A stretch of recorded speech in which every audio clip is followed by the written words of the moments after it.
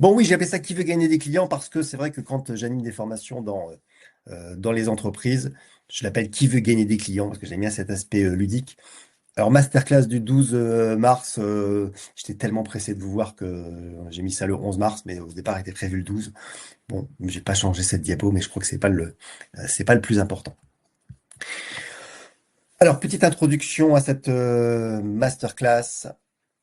Quelle est l'objection la plus courante en vente? Voilà. Tiens, vous pouvez peut-être me répondre dans le chat. D'ailleurs, d'après vous, c'est quoi l'objection à laquelle vous êtes le plus souvent confronté? Qu'est-ce qui arrive le plus souvent?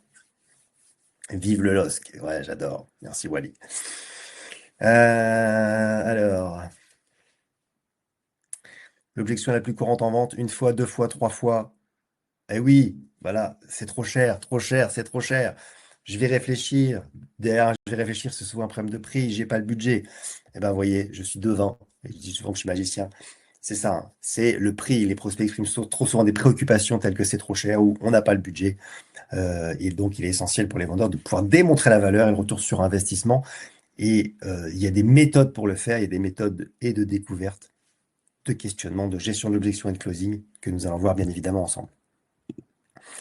Le plus grand frein à l'achat selon les prospects, c'est le manque de confiance.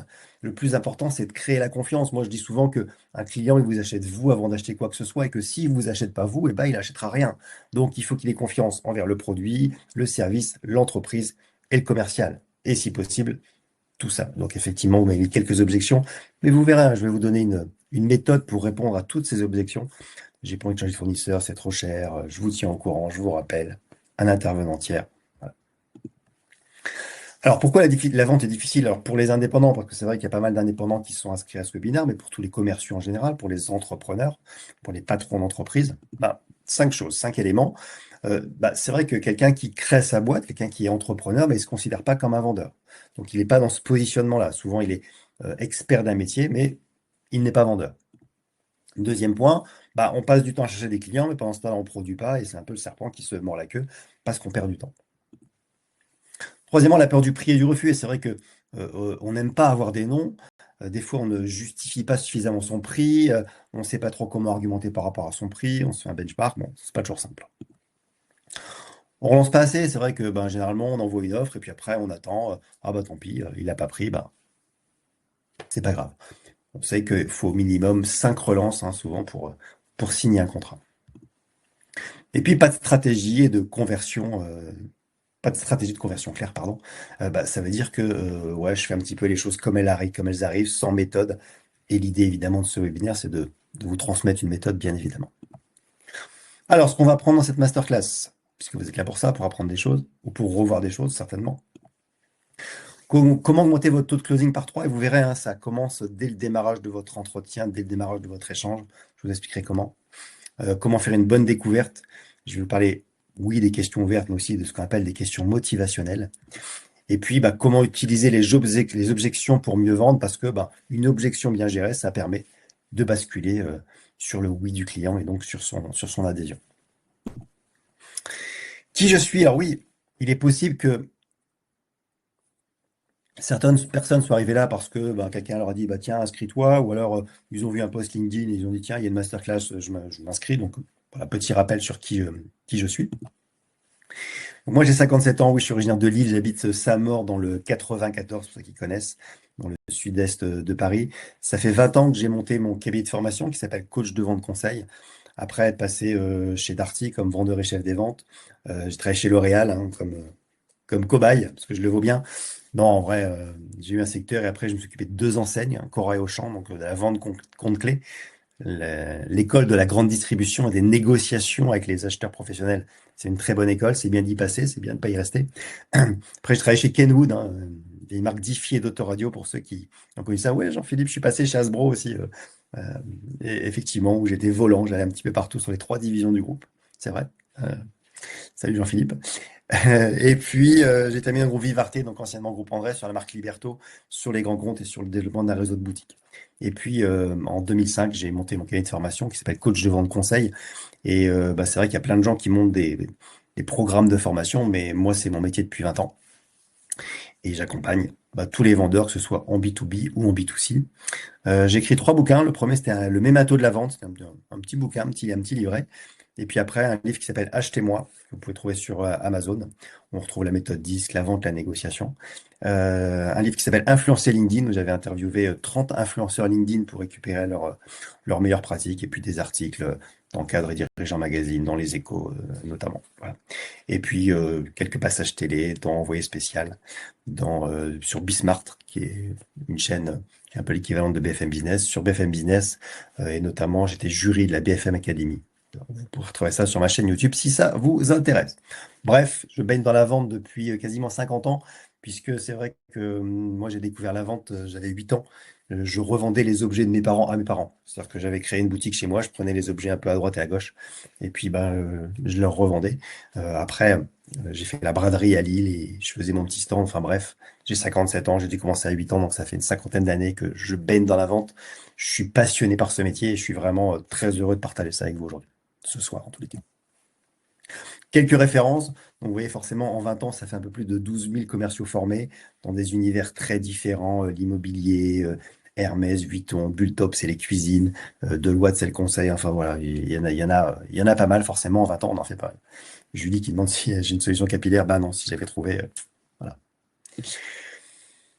Alors, moi, je vous donne une structure déjà, parce que c'est important d'avoir un chemin, c'est important d'avoir une structure. Et mon chemin à moi, c'est les 7 C de la vente. 7C parce que on est sur cette phase qui commence par lettre C. Moi, j'adore les procédés mnémotechniques. On pourrait appeler ça les 7 cons, puisqu'on a 7 mots qui commencent par con. Et mon chemin, c'est concevoir, contact, connaître, comprendre, convaincre, conclure et conserver. On va les balayer ensemble. Alors évidemment, je ne vais pas faire en une petite heure ce que je fais sur des journées de formation complète. Concevoir, c'est ce que vous faites avant, hein, c'est la préparation de votre visite. C'est très important, hein. Moi, j'aime bien cette citation d'Arthur Ashe, ancien joueur de tennis, qui disait une des clés du succès, c'est la confiance en soi. Et une des clés de la confiance en soi, c'est la préparation. Donc, l'importance de la préparation. Après concevoir, on a contact, donc c'est le démarrage de votre rendez-vous. Et là, je vais vous parler d'un premier outil, une première méthode qui vraiment peut booster votre taux de closing par 3, et vraiment, ça fonctionne. Est-ce que vous aurez les slides par la suite? Oui, je pense qu'il y aura une rediff ou un lien vers la rediff, donc il y aura les slides. Donc, OPA, objectif, plan, accord, que je vous explique. Au démarrage de votre rendez-vous, en fait, vous allez donner l'objectif du rendez-vous à votre interlocuteur, donc à votre prospect ou à votre client, parce que ça marche, quel que soit le rendez-vous. Le plan, donc comment ça va se passer, et vous allez chercher son accord. Il y a beaucoup de commerciaux qui n'ont pas de plan d'attaque, en tous les cas de plan pour démarrer. Ils font un petit peu au feeling, ils font ce qu'on appelle le fameux bris de glace. Alors c'est bien de briser la glace, mais je vous conseille vraiment d'avoir cette structure toujours en tête, parce que ça évite de chercher, ça évite de se compliquer la vie, et je vais vous expliquer pourquoi ça augmente votre taux de closing. Donc, exemple, c'est un prospect, et j'ai envie de lui vendre de la formation, puisque c'est mon métier. Je dis, bah voilà, premier rendez-vous, donc on est là pour que je puisse bien vous découvrir. Je vais vous être amené à vous poser évidemment pas mal de questions pour connaître votre environnement. Euh, je pense que j'en aurai pour voilà, une bonne vingtaine de minutes. Après, ben, voilà, je vous présenterai rapidement moi ce que je peux faire. Ça prendra une dizaine de minutes. Et puis à la fin de ce premier rendez-vous, bah, vous me direz, oui, j'ai envie de continuer, j'ai envie d'aller plus loin, j'ai envie d'en savoir plus et j'ai envie d'avoir une proposition de votre part. Ou alors non, bah, voilà, ça colle pas à ce qu'on cherche.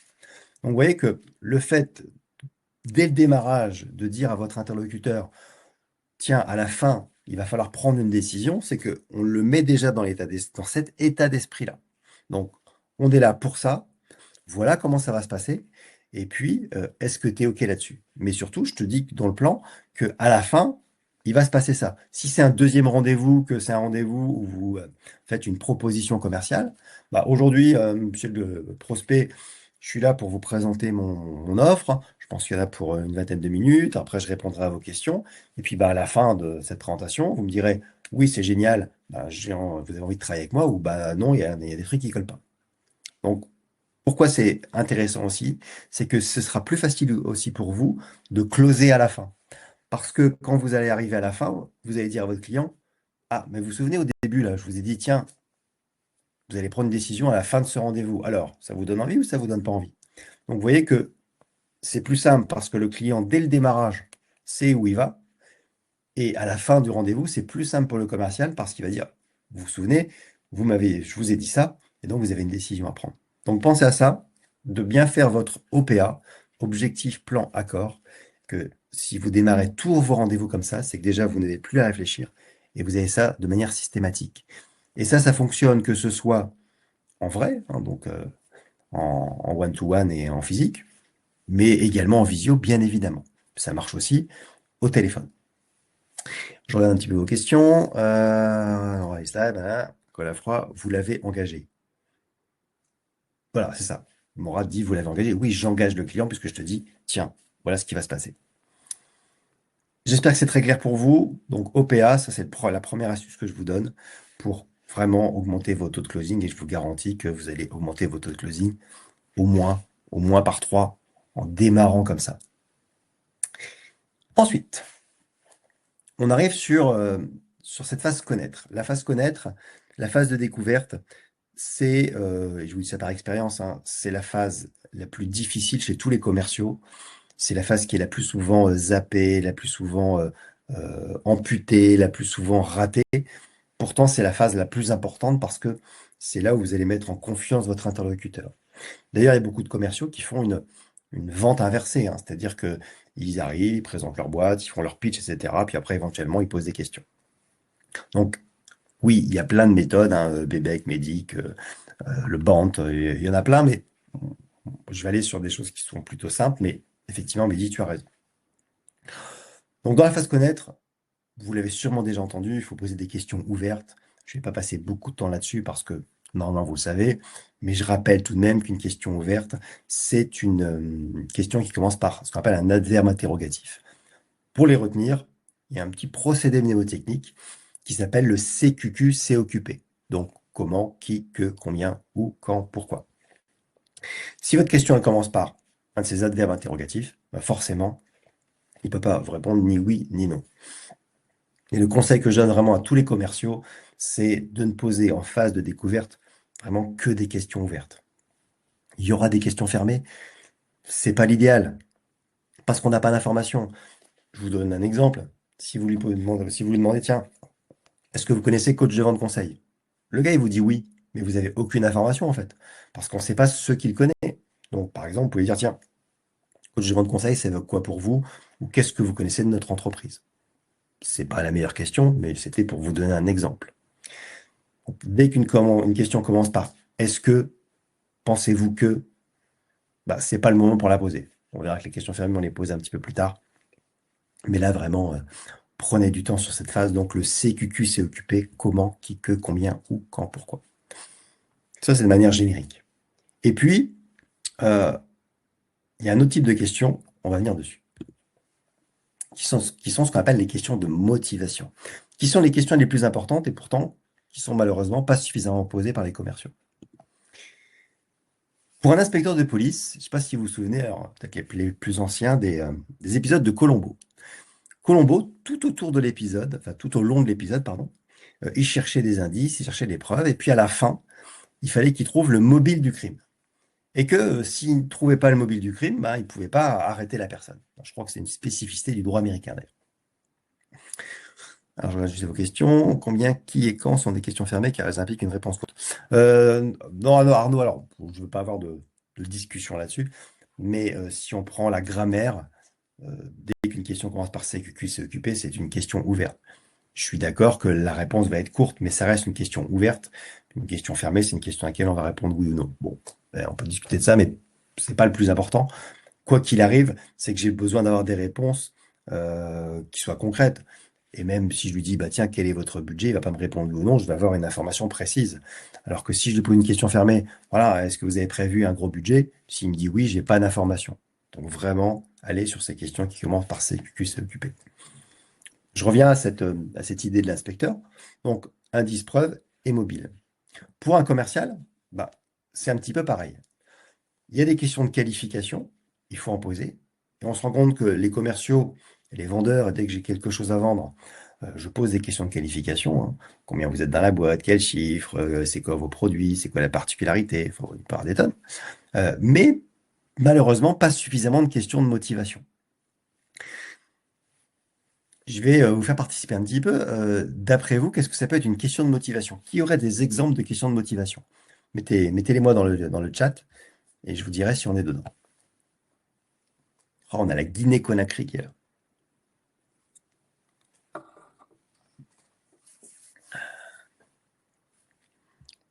Allez-y, mettez-moi dans le chat des questions que vous pensez être des questions de motivation. Qu'attendez-vous? Oui, Julie a raison, hein. Donc, qu'est-ce que vous attendez d'un fournisseur? Qu'est-ce que vous attendez de moi? Qu'est-ce que vous attendez de notre relation? Ouais.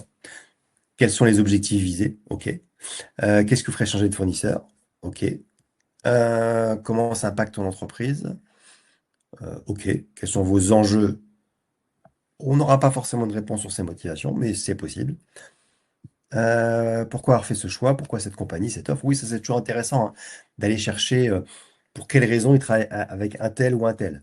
Alors, je vois qu'Antoine, il a commencé sa question par pourquoi. C'est vrai que le pourquoi est certainement une des choses les plus importantes à aller chercher dans la vente. Mais moi, je conseille toujours d'aller éviter les pourquoi. Parce que le pourquoi est inquisiteur. Le pourquoi entraîne une justification. Ah, pourquoi vous avez fait ce choix? C'est genre, voilà, je dois me justifier. Donc, préférez toujours le qu'est-ce qui fait que vous avez fait ce choix ou comment vous êtes arrivé à faire ce choix. Vous voyez que c'est beaucoup plus souple et c'est moins inquisiteur et j'ai moins l'impression de devoir me justifier.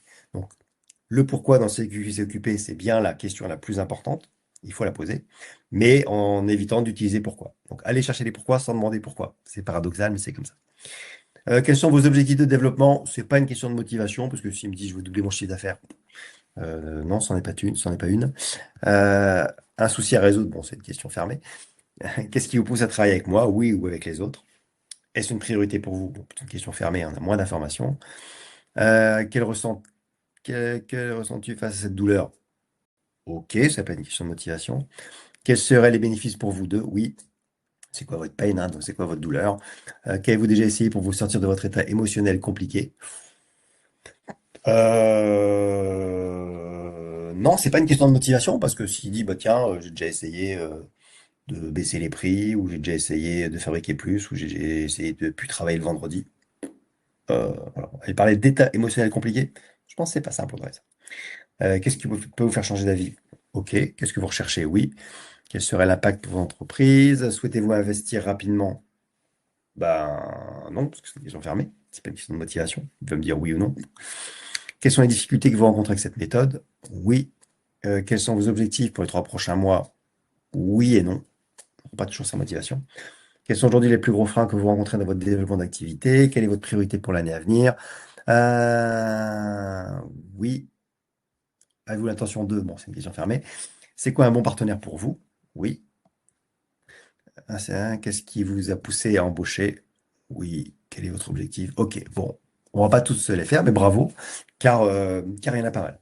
Alors moi, je vais aussi vous en donner quelques-unes, puisque on est là pour ça et on est là pour partager, on est là pour que, voilà, je vous donne quelques tips. Alors celle-là, moi, je l'aime bien. En fait, on projette le client, c'est on lui dit, ben voilà, on imagine qu'on va travailler ensemble, hein, et qu'on va se mettre d'accord. On refait un point dans 6 mois, on se revoit dans 6 mois. Ben, qu'est-ce qui vous ferait dire dans 6 mois que vous avez fait le bon choix aujourd'hui? Donc cette question, elle a deux intérêts. Le premier intérêt, c'est je le projette, donc on va travailler ensemble et on va déjà mesurer sa réaction. Et puis le deuxième, c'est qu'il va me donner les facteurs clés de succès. S'il me dit, ben voilà, vous m'aurez fait gagner de l'argent, ben, je vais après, moi, dans les arguments, lui expliquer comment je vais lui faire gagner de l'argent. S'il me dit, vous m'aurez fait gagner du temps, ben, je vais lui expliquer comment je vais lui faire gagner du temps. Ah bah tiens, j'aurais optimisé ça, ben, je vais lui expliquer comment je vais, moi, optimiser ce qu'il recherche.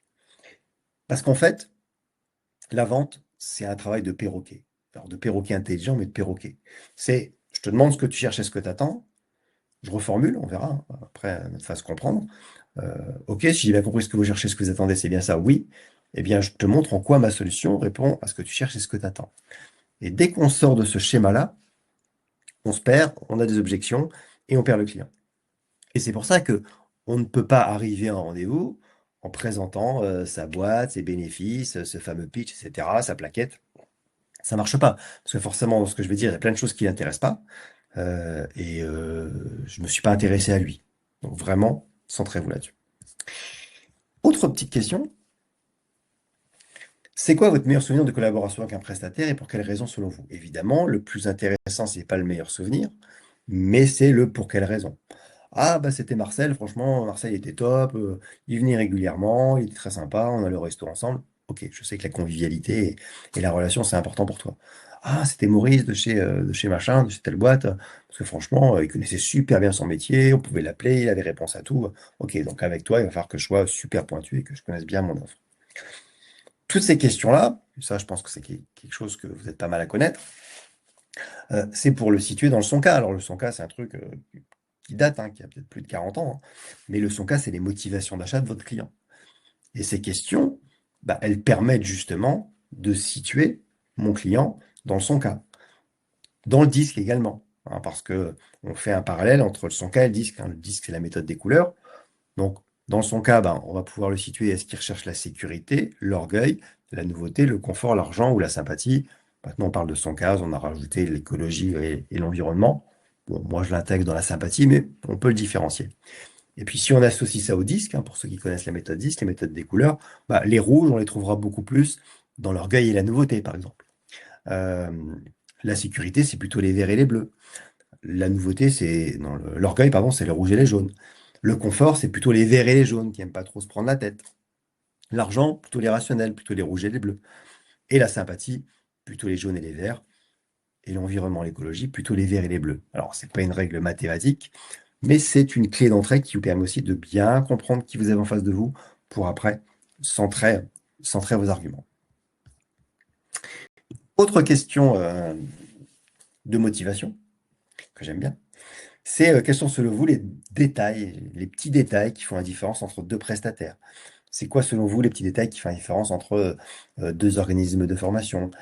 C'est quoi pour vous les petits détails qui font la différence entre deux web designers, entre tel et tel produit, tel et tel service? Donc là, c'est intéressant aussi parce que forcément, dans ce qu'il va me dire, il va dire, ah bah c'est la connaissance produit, c'est la connaissance du marché, c'est le prix, c'est la réactivité, c'est la proximité. Donc encore une fois, dans ce qu'il va vous dire, bah forcément, Jean-Pierre qui est là. Profilé avec, alors, il écrit Jonca, mais c'est son cas, disque, VACOG. Oui, alors VACOG, pour ceux qui ne connaissent pas, hein, c'est visuel, auditif, kinesthésique, olfactique, gustatif. Donc, en fonction du vocabulaire utilisé par votre interlocuteur, l'idée, c'est de se synchroniser. Je suis pas fan de cette méthode parce que pour moi, elle n'est pas simple et ça, enfin, le commercial, du coup, il se focalise beaucoup sur chaque mot et il va essayer de trouver des mots qui sont pas forcément les siens. Bon, ça a le mérite d'exister, mais voilà. Audrey qui me dit, elle est chouette celle-ci, mais je ne sais pas, je ne sais pas ce qui est chouette, mais bon. Ah oui, la question. Oui, ça y est, je fais le rapport. Et moi, en fin de phase de découverte, j'adore poser cette question-là.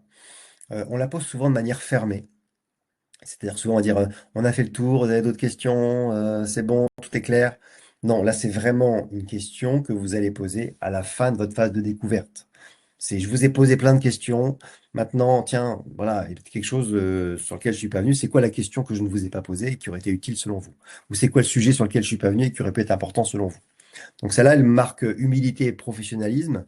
Ça veut dire que on montre à notre interlocuteur que ben, on a essayé de comprendre au maximum. On est peut-être passé à côté de quelque chose, mais vraiment, il faut la poser de manière ouverte. Vous voyez bien que c'est quoi la question que j'aurais pu oublier et qui aurait été importante selon vous. Donc ça, en fin de phase de découverte, c'est important. Évidemment, à la fin de cette phase de découverte, on arrive à la phase comprendre, qui est la phase de reformulation. Mais pendant qu'on est sur cette phase de questionnement, euh, je vais quand même venir sur un point que je constate chez beaucoup de vendeurs, beaucoup de commerciaux, c'est qu'ils ont tendance à faire, moi j'appelle ça l'essuie-glace. C'est, ils questionnent, ils argumentent, ils questionnent, ils argumentent. Ah, mais alors du coup, pour faire fonctionner tes trucs, comment vous faites? Ah, bah, on utilise ça et ça. Ah, bah, justement, chez nous, on a une solution pour ça et ça et ça. Ah, mais au fait, ça concerne combien de personnes? Donc, en fait, voilà, je fais l'essuie-glace entre question, argument, question, argument. Donc, vraiment, concentrez-vous aussi sur le fait de se dire, j'ai posé toutes mes questions. Même si à un moment donné, j'ai posé une question et je sais que j'ai une solution, je ne le saute pas dessus, hein, parce qu'on a envie de sauter dessus, parce que c'est l'os, on se dit, waouh, c'est génial, il va m'acheter. Et puis ça vous est déjà forcément tous arrivé, tu te jettes dessus. Et puis, La question d'après, tu te rends compte que le truc que tu viens de dire, bah, ça marche plus parce que bah, il y a une contrainte supplémentaire et la chose dont tu avais parlé, bah, elle fonctionne plus. Donc, posez vos questions. Moi, je prends souvent l'exemple du médecin. Vous êtes des médecins et le médecin, avant de faire l'ordonnance, bah, il pose toutes ces questions. Le médecin, c'est pas ah bonjour monsieur, alors qu'est-ce qui vous amène? Ah, j'ai mal à la tête. Doliprane. Ah bah non monsieur, je suis allergique. Bon, c'est pas grave, ibuprofène. Ah ouais, mais non, je me suis cogné la tête. Scanner. Bah, si c'était le cas, vous vous sauvez vite fait. Dites, non, mais il est fou ce médecin. D'ailleurs, on a confiance à son médecin, non pas parce qu'il nous dit, tiens, j'ai fait 10 ans d'études à Lille, j'ai fait une thèse sur le diverticule de Meckel, j'ai fait ma thèse, enfin j'ai fait mes stages à la Pitié-Salpêtrière avec le professeur Durand. Non. Il veut dire, c'est un fou. Ah tiens, puis au fait, j'ai oublié de vous dire, j'ai guéri 3 grippes cette semaine et puis 5 Covid. Ah non, c'est-à-dire qu'on va tous se sauver. Pourtant, quand on est commercial, bah, on a tendance à faire ça. À vouloir surargumenter, à vouloir parler de nous. Non. Oubliez-vous. Alors moi, j'ai une phrase qui résume le business, hein, c'est occupe-toi de tes clients et tes produits partiront, occupe-toi de tes produits et tes clients partiront. Soyez centré client, soyez pas centré produit. Donc la phase comprendre, c'est cette phase de reformulation que beaucoup de commerciaux oublient, hein, mais ils l'oublient parce que ce que je viens de dire en fait, c'est-à-dire qu'ils questionnent les arguments, ils questionnent les arguments. Non, c'est vraiment je fais le tour de tout ce que je dois savoir et je résume. Oui, Cléo qui dit l'écoute est la clé du commerce. Mais c'est vrai que pour écouter, c'est bien de dire il faut écouter, mais il faut poser les bonnes questions, sinon j'ai pas grand-chose à écouter. C'est le problème des questions fermées, hein, c'est si on a juste un oui ou un non, bah, on a l'impression de déranger et puis ça fait questionnaire de gendarmerie. Donc pensez à reformuler. La phase comprendre, c'est j'ai compris aussi les motivations d'achat de mon interlocuteur. Et après, bah, on passe à la phase convaincre. Virginie qui dit en tant que consultante, on vend un diagnostic comme un médecin. Oui, mais alors c'est vrai, mais dans tous les métiers, en fait, dans tous les métiers, il faut avoir ce positionnement de je questionne pour comprendre quelle est ta douleur. C'est ça, hein, je voyais Pain tout à l'heure, mais c'est ça, c'est il faut essayer de comprendre ce qu'on peut amener en termes de médicaments, donc quels que soient les métiers, en tant que consultant, bien évidemment. Il faut vous dire que votre client, il se fait une idée de vous, non pas par votre connaissance produit, non pas par votre connaissance technique, mais par rapport aux questions que vous lui posez. C'est-à-dire que vous n'êtes pas obligé forcément de parler de ce que vous proposez, mais en fonction des questions que vous allez poser, la personne qui est en face de vous va se dire, ah oui, là j'ai affaire à un spécialiste, là je sens, j'ai compris quel est son produit. Parce que c'est vrai que si moi je vends de la formation, je vais poser des questions sur le plan de formation, sur ce qui a déjà été fait dans l'entreprise, sur ce qui a marché, pas marché, c'était quoi les résultats, comment ils les ont mesurés. Il voit bien que je ne vends pas des photocopieurs. Donc en fonction des questions qu'on pose, puis en fonction de comment a été positionné le rendez-vous, normalement on n'a pas trop à parler de ce qu'on fait. Maintenant, à travers les questions que vous allez poser, bah, votre interlocuteur va se dire, ah oui, tiens, là j'ai confiance et j'ai un expert en face de moi. Et on est tous clients, hein. Et c'est vrai qu'on a tendance à reproduire des choses quand on est commercial qu'on n'aime pas quand on est client. Personne n'aime des vendeurs qui ont la tchatche et qui pendant un quart d'heure vont faire leur presse, hein. Moi j'en ai eu un comme ça qui est venu chez moi pour me vendre des fenêtres. Pendant un quart d'heure, il me parle de ses fenêtres, de PVC, de alu, de bois, de double vitrage, de triple vitrage, de coefficient de je sais pas quoi. Bon, alors j'ai vendu une formation à son boss, hein. Mais non, je voulais juste des belles fenêtres, moi. C'est-à-dire que c'était pas la peine de rentrer là-dedans. Donc attention à ça. Donc, convaincre, c'est transformer des caractéristiques en bénéfices clients. On va pas passer de temps là-dessus. En revanche, c'est aussi la partie où vous avez des objections. Donc, dans 90% des cas, quand je fais le point sur les attentes des gens que j'ai en face de moi en formation, une de leurs attentes principales, c'est ah, mais comment on répond aux objections? Alors, oui, il y a des méthodes. Maintenant, l'objection, elle vient quand même souvent, dans 90% des cas, du commercial qui a mal fait son job avant. Si j'ai bien fait mon job, normalement, j'ai pas trop d'objections. Ça ne veut pas dire qu'il n'y en a pas du tout, hein, parce qu'il y en a aussi qui sont des machines à objections, qui font exprès, des acheteurs par exemple, qui vont essayer de vous titiller. Euh, Audrey, si la maladie ne fait pas assez mal, le prospect ne sait pas qu'il a un problème à résoudre, évidemment. Donc, une objection, le souci qu'on a avec l'objection, c'est que quand un client vous fait une objection, c'est une attaque. En fait, une objection, c'est tu m'attaques moi, mon produit, donc ma solution, ou mon entreprise. Et face à une attaque, on a un truc, hein, dans notre cerveau, hein, c'est le cerveau reptilien, c'est une partie de notre cerveau, qui fait que quand on nous attaque, on se défend. C'est dans la nature humaine, hein, c'est la nature de tous les animaux d'ailleurs, ils sont attaqués, Première chose, je me défends. Donc, un client va vous dire, ouais, mais bon, vous êtes cher. Ah oui, mais monsieur, c'est de la qualité. Ben, voilà, nous, on a quand même vachement de recherche et développement. On a travaillé longtemps sur ce produit. On a des super retours de nos clients. Voilà, hein, ça vaut cher, mais c'est de la qualité. C'est le réflexe que plein de commerciaux. Ou alors, ah tiens, mais votre truc, ça a l'air compliqué, on va le mettre en place. Ah non, non, non, mais rassurez-vous, hein, c'est simple, hein. Bon. Donc là, on se rend bien compte qu'en fait, on est dans la confrontation. La gestion de l'objection, il y a sûrement plein de méthodes. Moi, j'en ai une, et je vous la montre, qui s'appelle prendre l'air. Prendre l'air, c'est accueillir, interroger, répondre.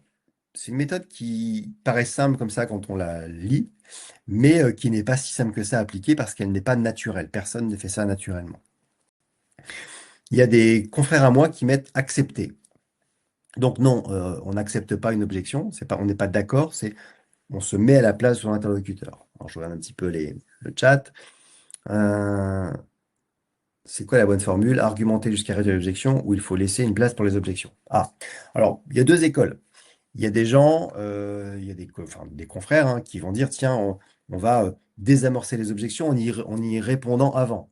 Du style, dans l'argumentation, bon, vous allez sûrement me dire que c'est un investissement important, mais voilà, c'est un investissement important, pourquoi? Parce que ce produit est fabriqué à un tel endroit, parce que tac, tac, tac, tac, tac. Bon, moi, j'aime pas cette approche, mais ça peut se discuter. Moi, j'essaie de les éviter, parce qu'une bonne découverte, on réduit l'objection. Alors, reconnaître l'objection, c'est pas reconnaître non plus, c'est je l'accueille. Je vais vous faire un exemple.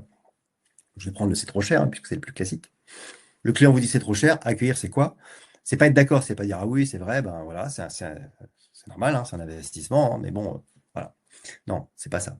Accueillir, c'est écoutez, euh, aujourd'hui, c'est vrai que tous mes clients sont sensibles à la façon dont ils investissent leur argent.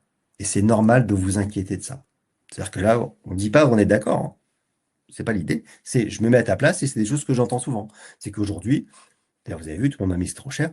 Bah, c'est vrai qu'aujourd'hui, tous les clients, bah, ils essaient de faire attention à l'argent qu'ils dépensent. Et vous avez raison de vous inquiéter. Maintenant, et là, je vais interroger. La question, alors il peut y en avoir plein. Combien vous aviez prévu? Vous pensiez que ça valait combien? À quoi vous comparez? Effectivement, qui dit par rapport à quoi? Mais c'est vrai que le par rapport à quoi sans l'accueillir, ah, c'est trop cher. Ah oui, mais par rapport à quoi? Ben non, on sent de l'agression. En fait, dans la méthode de prendre l'air, tout est une question de posture. Pour ceux qui connaissent la méthode DISC, la méthode des couleurs, il faut être 100% vert, c'est-à-dire super empathique. Il faut poser les choses. Pourquoi vous ne parlez pas de proposition de valeur? Parce que je ne parle pas de tout parce que on a une petite heure et je ne rentre pas dans tout ce qui se passe dans un entretien de vente. Là, je parle que de la réponse aux objections. Euh, je vais vous montrer une étude qui a été réalisée sur, euh, par Gong Poyo, hein. Gong Poyo, c'est une intelligence artificielle sur 67 000 ventes, des ventes dans tous les domaines. C'est des ventes par téléphone, mais c'est quand même des ventes. Trois informations que vous voyez là. La première, c'est le temps de pause moyen avant réponse des commerciaux qui ont eu les plus mauvais résultats et de ceux qui ont eu les meilleurs résultats. On voit que le temps de pause moyen avant réponse des plus mauvais, c'est 0,4 secondes. C'est-à-dire qu'ils répondent quasiment du tac au tac.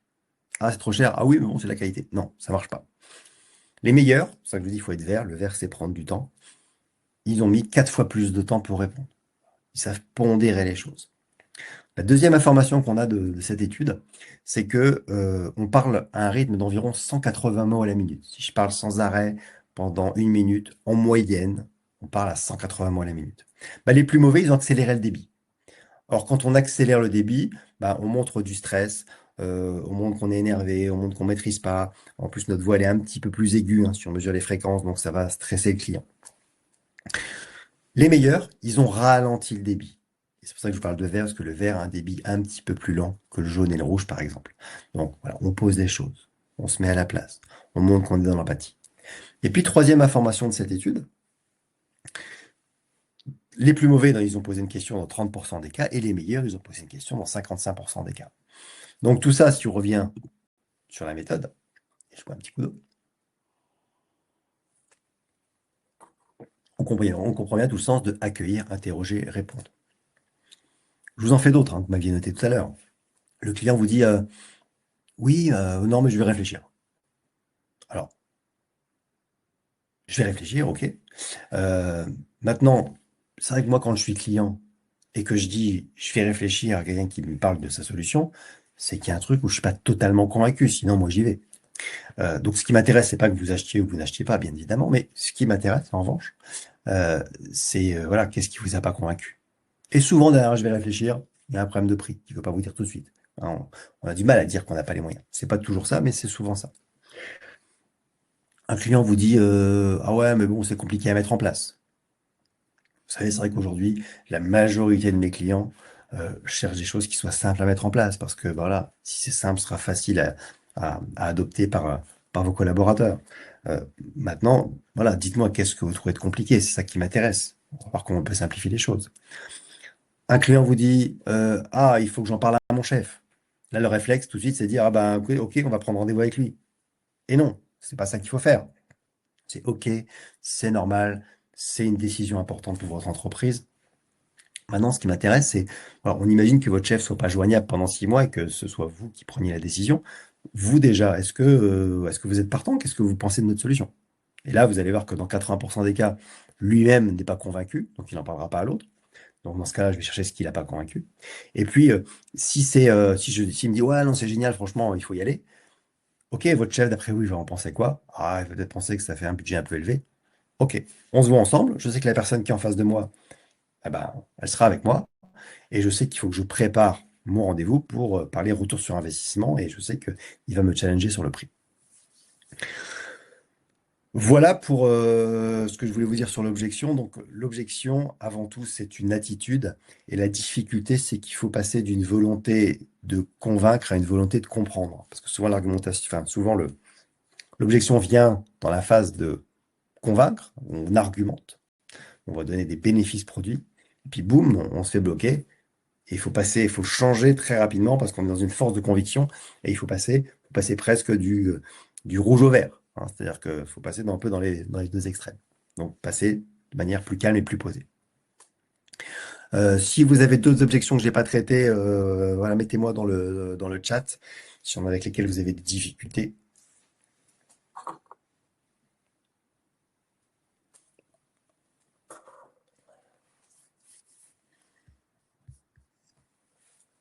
Est-ce qu'il y en a qui ont des objections qui voudraient que je traite?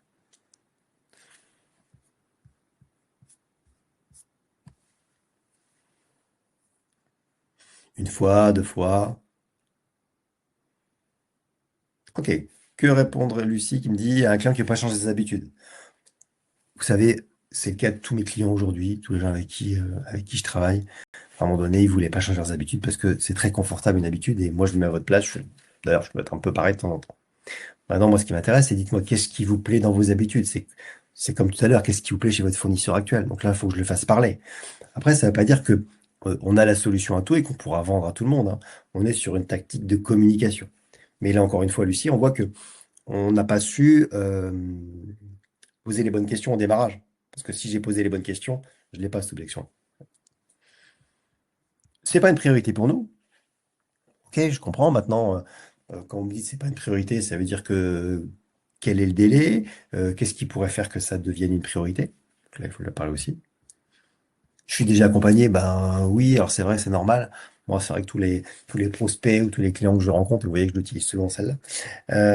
Ben, en général, ils avaient déjà un prestataire, ils avaient déjà un prestataire de formation, ils avaient déjà un prestataire, ils avaient déjà un imprimeur, ils avaient déjà un web designer, enfin bon, voilà. Euh, Maintenant, qu'est-ce qui vous plaît tant chez eux? Et puis après, ben, et encore une fois, on voit que ça, normalement, on aurait dû le poser dans la phase de découverte. Donc on l'a plus. Pouvez-vous revenir sur je vais réfléchir? Oui, alors, moi je te dis comment j'y réponds, hein, mais il y a des tas il y a des tas de manières de répondre. Moi, j'ai un client qui me dit je vais réfléchir, je lui dis, écoutez, moi c'est vrai que quand un client, quand moi je suis client et que je dis je vais réfléchir, c'est qu'il y a un truc qui me chagrine, c'est qu'il y a un truc où, voilà, qui n'est pas clair, ou un truc qui m'a pas convaincu. Donc ce qui m'intéresse, c'est pas que vous achetiez ou vous n'achetiez pas. Ce qui m'intéresse, c'est voilà, dites-moi, qu'est-ce qui vous a pas convaincu, ou qu'est-ce qui vous a peut-être chagriné, ou quel est le point bloquant. Je travaille déjà avec un autre partenaire, je l'ai fait. Voilà, qu'est-ce qui vous plaît chez lui?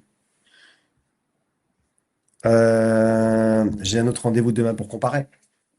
C'est normal, c'est important de pouvoir comparer. Et c'est vrai que quand on compare, c'est qu'il y a quelque chose qu'on n'a pas trouvé dans l'offre. Donc dites-moi, qu'est-ce qui vous manque dans l'offre que je vous ai proposée? C'est pas une priorité, j'en ai parlé tout à l'heure. Les frais d'entrée en solution patrimoniale. Bon, là, on rentre vraiment dans des détails, hein, la méthode spin selling est un bon moyen afin de contrer les objections. Oui, parce que alors, le spin selling, hein, c'est une trame de questionnement.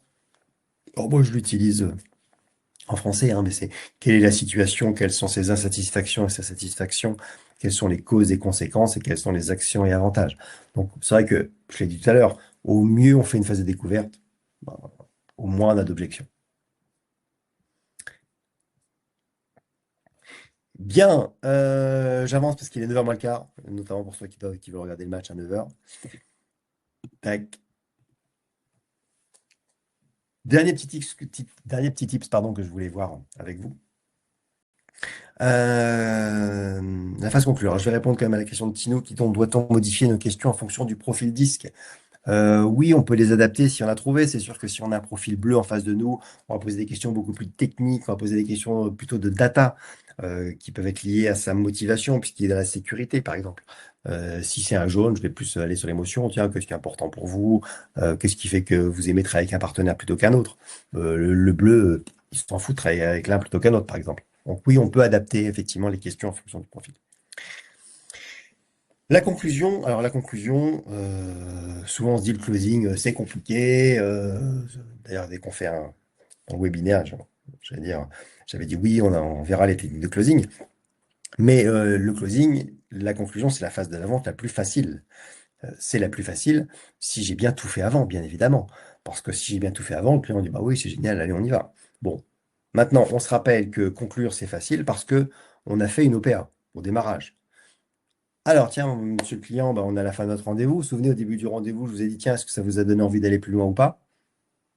Alors, donc là, il faut que je pose ou une question fermée ou une question alternative. J'évite la question ouverte, hein. J'évite de dire à la fin, bon alors, vous en pensez quoi? Alors, ça, j'appelle ça les ventes inversées, hein. C'est je pose des questions fermées au démarrage et puis à la fin, question ouverte.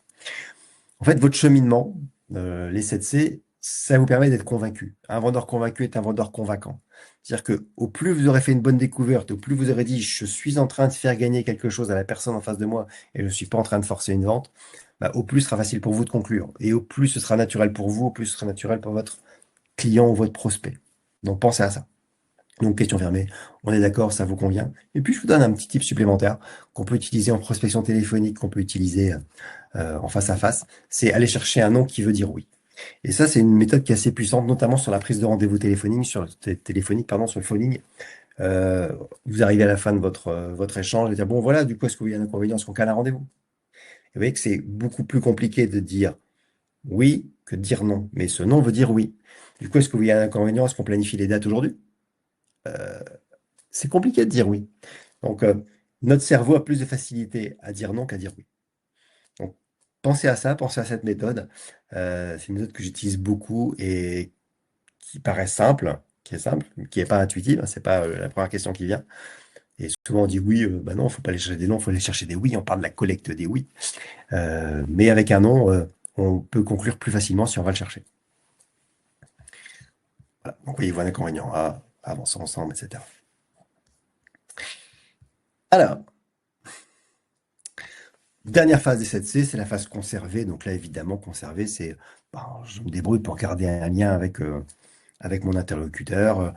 Je le rappelle. Évidemment, si je fais un entretien de découverte, c'est pas j'envoie ma propale, c'est je cale un deuxième rendez-vous tout de suite pour présenter ma proposition. J'envoie pas des devis comme ça. Je les explique, je les argumente et je prends rendez-vous et je garde un lien.